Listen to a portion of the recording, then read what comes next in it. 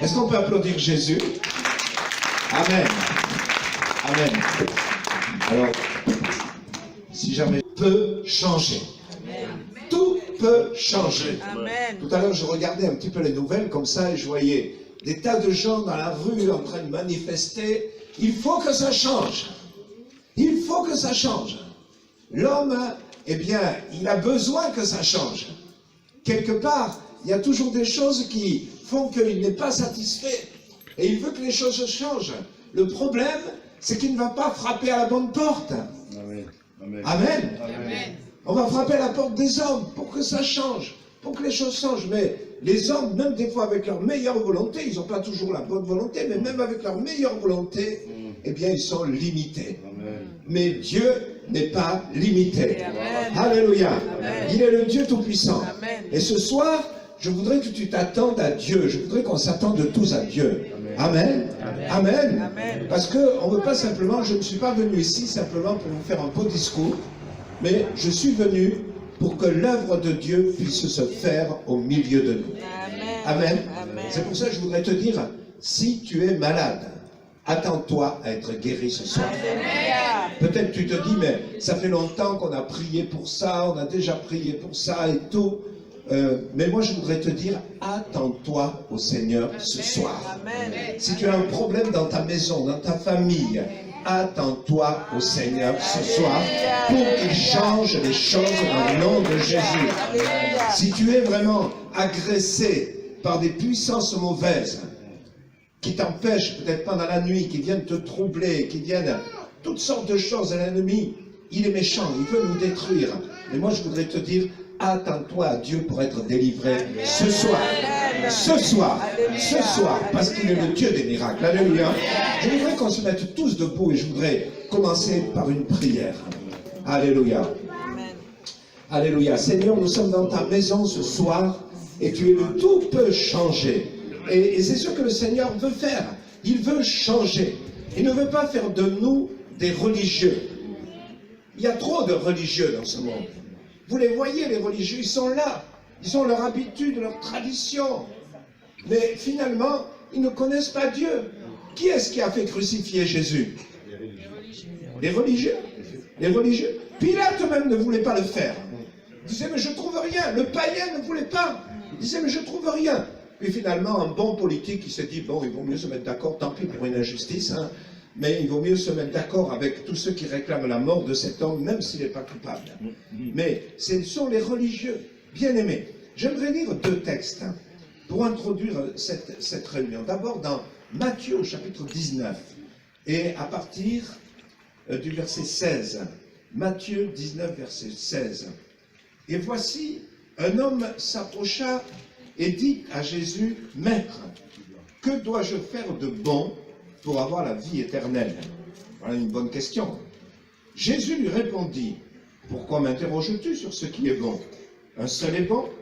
Si tu veux entrer dans la vie, observe les commandements. » Lesquels, lui dit-il? Et Jésus lui répondit, « Tu ne tueras point, tu ne commettras point d'adultère, tu ne déroberas point, tu ne diras point de faux témoignages, honore ton père et ta mère, et tu aimeras ton prochain comme toi-même. » Le jeune homme lui dit, « J'ai observé toutes ces choses. Que me manque-t-il encore ?» Et Jésus lui dit, « Si tu veux être parfait, va, vends ce que tu possèdes, donne-le aux pauvres, et tu auras un trésor dans le ciel. Puis viens et suis-moi. » Après avoir entendu ces paroles, le jeune homme s'en alla tout triste. Après avoir entendu ces paroles, le jeune homme s'en alla tout triste. Bien-aimé, je voudrais qu'aucun d'entre nous ici ce soir quitte cette salle tout triste. Parce que simplement, tu n'auras pas fait ce que Jésus te demande de faire. On va revenir sur l'histoire de ce jeune homme, mais j'aimerais qu'on lise une autre histoire dans Luc au chapitre 19. Luc au chapitre 19 à partir du verset 1er. Écoutez bien, il nous est dit que Jésus, étant entré dans Jéricho, traversait la ville. Et voici un homme riche, encore un homme riche, décidément il y avait beaucoup de riches, hein, appelé Zachée. Des fois, on croit que ce soit les pauvres qui ont besoin du... Vous savez, c'est pas parce que les gens sont riches qu'ils sont heureux. Hein. Bien sûr qu'il vaut mieux avoir de l'argent, ça nous aide toujours. Hein. Mais c'est pas avec l'argent qu'on trouve vraiment la joie. Hein. Et on voit cet homme riche, appelé Zachée, chef des publicains, donc un homme honoré, bien placé, riche. Il cherchait à voir qui était Jésus, mais il ne pouvait y parvenir à cause de la foule, car il était de petite taille. Ben, on a tous quelque part une faille dans notre vie. Hein. C'est pour ça que je voudrais te dire ce soir, tu es beau et tu es belle dans Jésus. Amen. Alléluia. Amen. Même si tu as une petite taille, une grande taille, même si tu es mince, large, bon, on peut toujours arranger son corps quand même, il ne faut pas faire n'importe quoi. Mais je veux dire par là, devant le Seigneur t'aime. Cet homme, il avait un handicap, c'est que c'était probablement un nain. C'était pas quelque chose de facile. Mais il courut en avant. Et il monta sur un sycomore pour voir Jésus. Parce qu'il devait passer par là. Et lorsque Jésus fut arrivé à cet endroit, il leva les yeux et lui dit, Zachée, hâte-toi de descendre, car il faut que je demeure aujourd'hui dans ta maison. Zachée se hâta de descendre et le reçut avec joie. Tout à l'heure, on en a vu un qui est parti tout triste. Ici, on en a un qui reçoit Jésus avec joie. Alléluia. Amen. Lequel vous voulez être? Bon, hein, si vous êtes normalement constitué, vous allez choisir Zachée. Hein. C'est normal. En tout cas, moi, c'est ce que je préfère. Voyant cela, mais tout le monde n'est pas d'accord. Hein. Voyant cela, tous murmuraient. Ils disaient, il est allé loger chez un homme pécheur. Mais Zachée, se tenant devant le Seigneur, lui dit, voici, Seigneur, je donne aux pauvres la moitié de mes biens. Et si j'ai fait tort de quelque chose à quelqu'un, je lui rends le quadruple. Jésus lui dit, le salut est entré aujourd'hui dans cette maison, parce que celui-ci est aussi un fils d'Abraham. Car le Fils de l'homme est venu chercher et sauver ceux qui étaient perdus. Alléluia. Si tu es parfait ce soir, Jésus ne peut pas faire grand-chose pour toi. Mais si tu as des failles, rassure-toi, le salut est pour toi. La bénédiction de Dieu est pour toi. La main de Dieu peut être sur toi. Bien-aimé, moi je connais le Seigneur déjà depuis longtemps. Si je commence à vous dire depuis combien de temps, vous allez dire, oh là là, c'est un vieux. Mais ça fait longtemps que j'ai accepté Jésus. Je voudrais vous dire, je viens d'une famille où on ne connaissait pas Jésus. Je le disais à votre pasteur tout à l'heure, on avait une religion, mais on ne pratiquait jamais. C'est-à-dire on était catholique, pour ne pas le cacher. Voilà. Et comme disaient mes parents, nous on est des bons catholiques, on va 3 fois à l'église dans notre vie. Première fois pour se faire baptiser, deuxième fois pour se marier, puis la troisième fois quand on y va, c'est les autres qui nous portent. Voilà. Et voilà, ça veut dire on ne pratiquait rien. On ne pratiquait rien du tout. Je dirais même qu'on avait des idées. Voilà, je viens d'une famille ouvrière. Tous les hommes dans ma famille, c'était des mineurs de charbon, donc dans le bassin des Cévennes, près d'Alès. Donc, on habitait dans les cités ouvrières, les mines logées dans des cités. Ça fait qu'on était tout à fait pieds et mains liés avec la direction de la mine. Quoi. Elle nous donnait le travail, le logement, voilà, tout, mais on ne pouvait rien avoir autrement. Et donc, je dirais que dans ma famille, tous les hommes étaient alcooliques. Tous. Il n'y avait pas d'exception. Tous étaient alcooliques. Et les jeunes, quand on grandissait, on avait cette aspiration de dire non, non, non, on ne sera pas alcoolique parce que ça fait trop de dégâts dans les maisons. L'argent, il part au bistrot. À la maison, quand le mari rentre qu'il est ivre, c'est des disputes, même de la bagarre. Hein. Donc, et voilà, moi c'est dans cette ambiance-là que j'ai été élevé. Lorsque j'avais même pas 10 ans, mon père me prenait avec lui et on faisait la tournée des bars, vous voyez, jusqu'à 2 h du matin des fois. Hein. On faisait, alors j'étais précoce, hein, j'étais déjà bien en route pour être sur la mauvaise pente. Hein. Et donc, j'étais là au milieu de tous ces hommes qui buvaient, puis après qui parlaient politique, qui parlaient sport, qui parlaient football, et puis, vous savez, moi j'avais peur des fois là au milieu, parce que ça chauffait, on commençait à se bousculer. Et bon, ça c'était le milieu où j'ai été élevé. Pas de place pour Dieu. Mes parents m'ont dit, si tu vas au catéchisme, tu y vas. Bon, mais j'y suis allé une fois, c'est tout, ça m'a suffi, quoi. Après, j'ai dit, ma mère m'a dit, tu y retournes pas? Je dis, non, ça me plaît pas. Le curé, il n'a pas une bonne tête. Elle m'a dit, bon, ben, c'est pas grave, t'inquiète pas. Hein. Voilà. On était élevés comme ça. Quand j'avais 10 ans, ma mère est partie avec un autre homme. Bon, à la maison, ben, on buvait aussi, on jouait aux cartes très tard, jusque dans la nuit. Donc on habitait dans le sud de la France, il fait beau, heureusement. Et moi, comme gamin qui avait même pas 10 ans, eh bien, je traînais dans les rues avec d'autres gamins qui avaient le même problème que moi, quoi. Voilà. C'était les petites bandes qui commençaient à naître. Hein. Et lorsque j'avais 10 ans, ben, ma mère, elle est partie avec un autre homme, elle m'a amené avec elle, bien sûr. Voilà. Et toute la famille a éclaté. Je ne peux pas dire que j'ai vu, je ne sais pas si mes parents s'aimaient ou quoi, mais en tout cas, je ne les ai jamais vus manifester de l'amour l'un avec l'autre, se disputer, se menacer, oui, ça je l'ai vu souvent, mais manifester de l'amour l'un envers l'autre, hein, ça je ne l'avais jamais vu. Et c'est dans ce contexte-là que Dieu est venu nous trouver. Alléluia. Amen. Alléluia. Amen. On va te dire, des fois on témoigne à des gens, mais on dit, oh là là, cela qui va pouvoir les sauver. Et pourtant Dieu est bon, il vient vers nous. J'avais un de mes oncles hein, qui était dans la même situation que nous. Il n'avait même pas une quarantaine d'années, disons même pas 40 ans. Il était en train de mourir parce que vous savez, les mineurs qui travaillaient comme ça dans les mines de charbon, surtout à cette époque-là, on parle des années 40 après la guerre, des années 50, il n'y avait pas toutes les protections qu'il y a eu après par la suite, si bien que, et puis les hommes descendaient très tôt dans la mine. Mon père, il est descendu, il avait 12 ans, il a commencé à descendre dans les fonds de la mine, quoi. Donc ça fait qu'à 30 ans, il était foutu, quoi. Il n'avait plus de poumons, quoi. Parce qu'en vivant comme ça, ils descendaient sous terre, ils étaient dans des galeries, dans le charbon, dans la poussière de charbon. Ils avalaient cette poussière, ça se fixait sur les poumons, et au bout d'un temps, ça les empêchait de respirer. On appelait ça la maladie de la silice, la silicose. Et donc, cet oncle-là, ben, il était en train de mourir parce qu'il avait la silicose. Et en plus de ça, il y avait un médicament comme ça, comme on dit, qui n'était pas vendu en pharmacie, mais qui circulait un peu sous le manteau.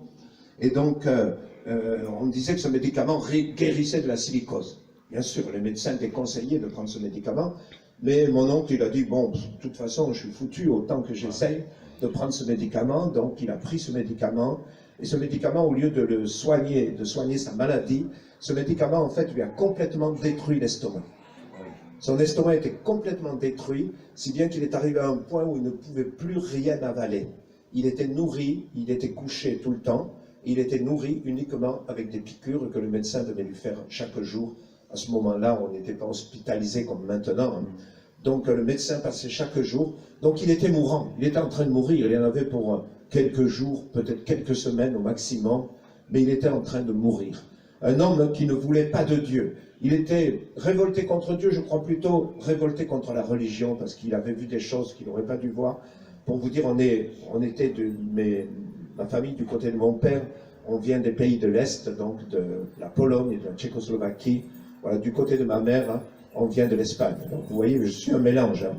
Alléluia, je suis marié avec une Suissesse, hein, puis j'ai deux de mes enfants qui sont mariés avec des Africains. Alors vous voyez, c'est le gros mélange. On a les plus beaux petits-enfants qui soient. Hein. Vous pouvez avoir des beaux petits-enfants, ils ne sont pas aussi beaux que les miens. Hein. Alléluia, hein, bon, enfin, on peut toujours en discuter. Hein. Alléluia. Amen. Mais voilà, qu'est-ce que j'étais en train de dire? Je vous dis des bêtises, hein, là, et puis je m'égare. Hein. Donc, voilà, donc cet homme était en train de mourir, il ne voulait plus de Dieu, il était tout le temps couché. Il y avait l'institutrice de la cité, là où ils habitaient, donc cette cité des mines, où il n'y avait que des mineurs qui habitaient là. Et donc, l'institutrice qui avait les enfants, donc mes deux petits cousins, qui les avait à l'école, hein, donc elle a entendu que cet homme était en train de mourir, et elle connaissait Jésus. C'était une des rares personnes dans ce coin-là, dans les années 50, je vous dis, qui connaissait Jésus. Il y avait une église à Alès, mais très petite, vraiment. Et elle faisait partie de cette église évangélique, donc. Et elle s'est dit, vraiment, si cet homme va mourir, il faut que j'aille le voir pour au moins qu'il accepte Jésus, qu'il soit sauvé, quoi. Et un après-midi, elle est venue frapper à la maison, bien sûr, ma tante lui a ouvert. Vous savez, à cette époque-là, l'instituteur ou l'institutrice, c'était quelqu'un, quoi. Quand il frappait à votre porte, c'était presque comme si le pape arrivait chez vous, quoi. Hein. Donc, ma tante était toute émotionnée, mais qu'est-ce qui se passe? Est-ce que les enfants ont fait des bêtises à l'école, non? Non, non, elle dit, je viens voir votre mari, est-ce que je pourrais le voir? Bon, ma tante dit, je vais voir dans la chambre s'il veut vous recevoir. Et effectivement, mon oncle a dit qu'elle entre, hein, qu'est-ce qu'elle veut, mais qu'elle entre. Hein. Et donc cette jeune femme hein, est rentrée dans la chambre, hein, elle a commencé de parler de tout et de rien, de demander des nouvelles, et puis au bout d'un moment, bien sûr, elle lui a dit, écoutez monsieur, si je suis venu vous voir, c'est parce que j'aimerais vous parler de Dieu, et j'aimerais vous parler de Jésus. Alors mon oncle l'a arrêté tout de suite. Il lui a dit, écoutez madame, voyez, retournez-vous, voyez la porte par où vous êtes rentrée. Si vous voulez parler de Dieu, vous la prenez tout de suite, dans l'autre sens que vous êtes rentré. Il ne voulait pas entendre parler de Dieu, rien du tout.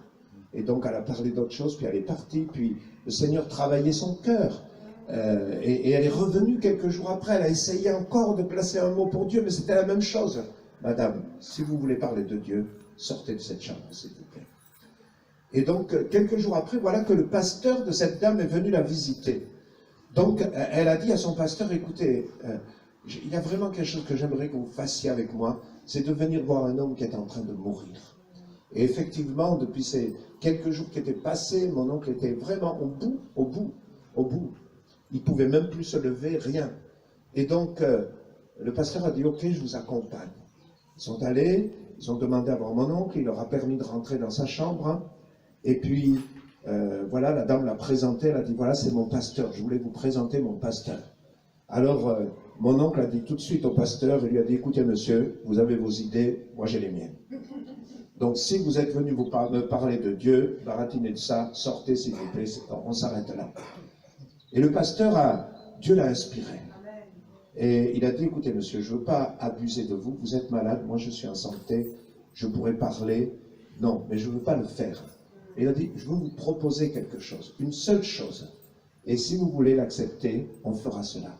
Il a dit, si vous avez un seul sujet de prière à me donner, vous me le donnez, je prie pendant 1 minute pour ça et je m'en vais.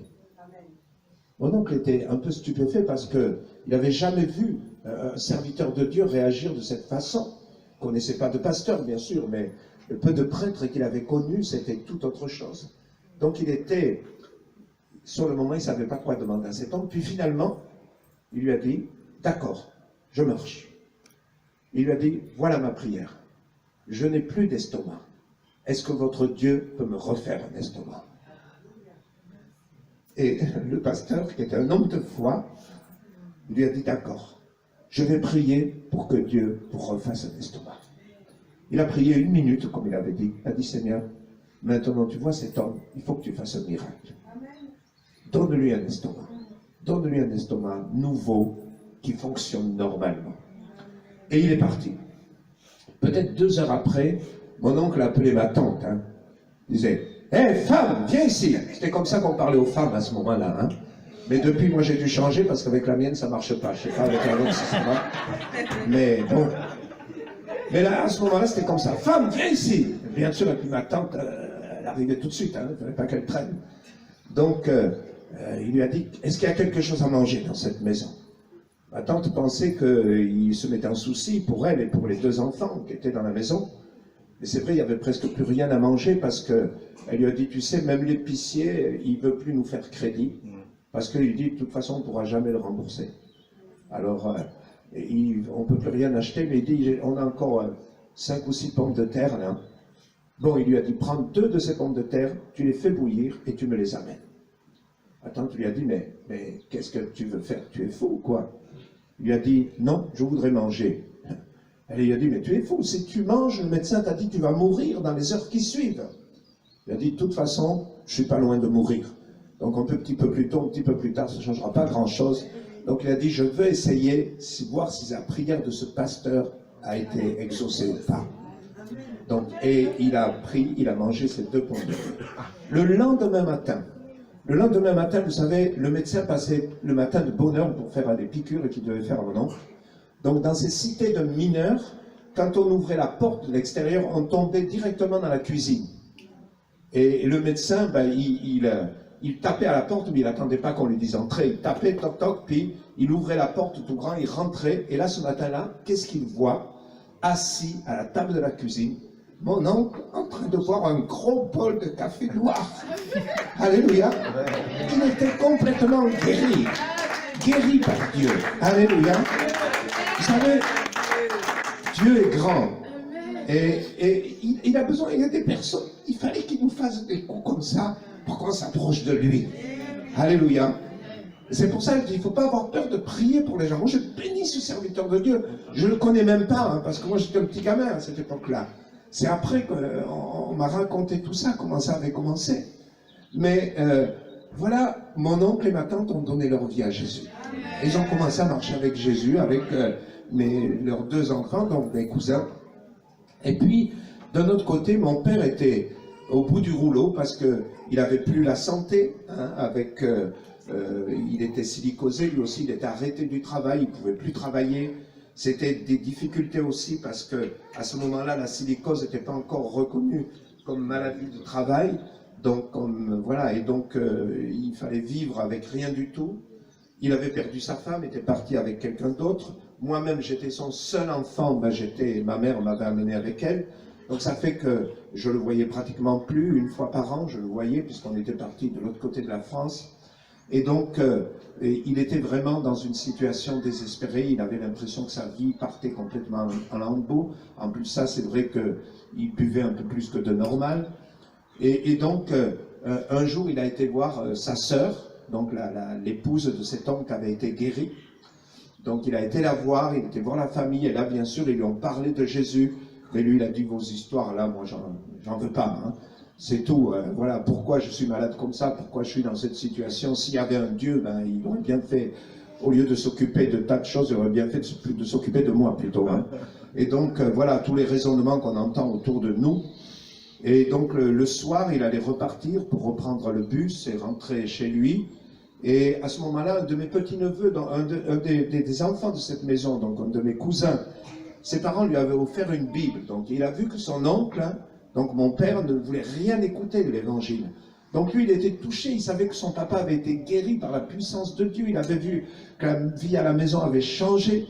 Donc il a pris cette Bible que ses parents lui avaient offerte pour lui-même, il a été vers mon père et il lui a dit, écoute tonton, prends ce livre, je te fais un cadeau. Tu ne le refuses pas, c'est un cadeau que je te fais. Prends ce livre et le jour où ça ira vraiment mal, tu l'ouvriras, tu verras que Dieu te parlera. Et il est parti avec cette Bible, il pouvait pas refuser ce cadeau.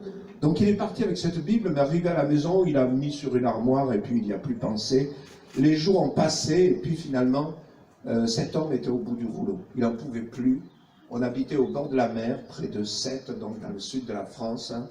Il avait une petite barque qui s'était achetée pour faire un peu de pêche, voilà, pour gagner un petit peu d'argent, quoi, pour vivre. Hein. Et donc, cette nuit-là, il est rentré, c'était minuit, 1h du matin. Il avait traîné comme d'habitude. Hein, et puis, il a dit, maintenant c'est fini, j'en peux plus. Je vais mettre fin à mes jours. Donc, il a décidé de se suicider cette nuit même.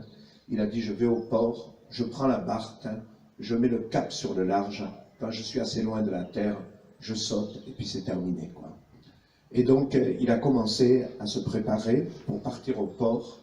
Notamment, il avait l'intention de mettre des grandes cuissardes pour être sûr de couler bien vite. Hein. Donc, et c'est à ce moment-là qu'il s'est rappelé que son petit-neveu lui avait dit, tonton, si un jour tu as vraiment des gros problèmes, ouvre ce livre. Alors il a dit, de toute façon, j'ai pas grand-chose à faire, hein. J'ai pas grand-chose à perdre. Donc pourquoi je n'ouvrirais pas ce livre? Il fallait d'abord qu'il le retrouve. Et dans la nuit, il a cherché ce livre. Finalement, il a retrouvé sur une armoire couverte de poussière cette Bible. Et il a vu cette grosse Bible-là, le texte grand comme ça. Il a dit, mais par où je vais commencer? Moi, je ne connais rien là-dedans. Donc, il a fait une prière. Et il m'a dit, j'ai fait une prière cette nuit-là. J'ai dit, écoute Dieu, si tu existes, il faut que tu me parles vite. Parce que dans un moment, ça sera fini. Alors, si tu existes, parle-moi. Et il a ouvert la Bible au hasard. Et vous savez, avec Dieu, il n'y a pas de hasard. Et ses yeux sont tombés sur Josué 1, où il est dit que médite ce livre jour et nuit, et tu réussiras dans tout ce que tu entreprendras. Et ça lui a parlé, puisque lui, sa vie était un échec total. Il avait même pas 40 ans, mais il était fini, tout avait échoué dans sa vie. la santé, le travail, la famille, tout avait échoué. Et cette nuit-là, eh bien, il a continué à feuilleter la Bible. Au lieu d'aller se suicider, il a donné sa vie à Jésus. Tout seul cette nuit-là. Alléluia. Alléluia.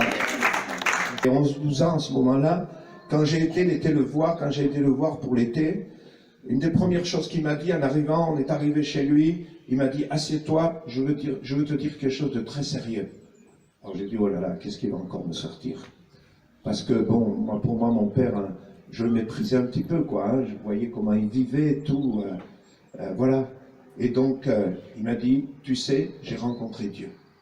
Alors là, je me suis dit, le pauvre, cette fois-ci, c'est le cerveau qui a disjoncté, quoi. Hein. C'est là, à force de boire de l'alcool, là, il a été trop loin, quoi.